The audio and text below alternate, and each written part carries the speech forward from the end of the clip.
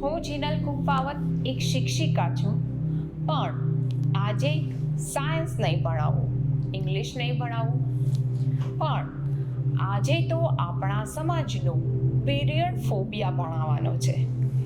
આપણા અહીં પીરિયડ્સ એટલે ઘરમાં એવું વાતાવરણ થઈ જાય જાણે રો એજન્સીની કોઈ સિક્રેટ મીટિંગ ન ચાલતી હોય.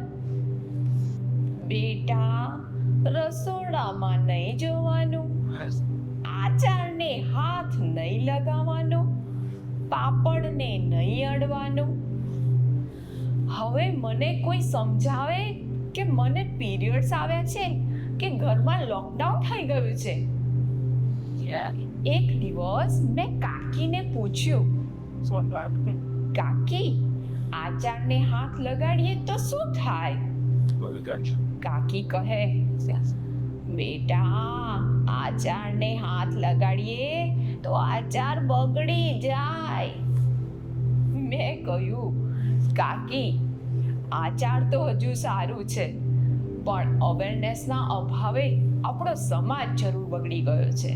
અને મેડિકલ સ્ટોર ઉપર પેડ લેવા જાઓ તો ભાઈ બ્લેક પ્લાસ્ટિકની બેગમાં આપજો ને, જાણે પેડ નહીં દુશ્મન દેશનો કોઈ સિક્રેટ મેપ લઈને ના જતા હોઈએ. આ તો મજાકની વાત થઈ, પણ પીરિયડ્સ એ કોઈ શરમ નથી, એ દરેક સ્ત્રીની તાકાત છે, જે 5 દિવસ પીડા સહન કરીને પણ ઘર સંભાળે છે, નોકરી કરે છે અને હસતી પણ રહે છે. પણ દુઃખ ત્યારે થાય છે કે જ્યારે એક દીકરી દર્દથી નહીં પણ લોકોની વાતથી રડી પડે છે. ઘણી છોકરીઓ આજે પણ સમજના અભાવે આજે સ્કૂલમાં જતી નથી, અને કેટલાક ઘરોની અંદર આજે પણ દીકરીઓને અલગ બેસાડવામાં આવે છે.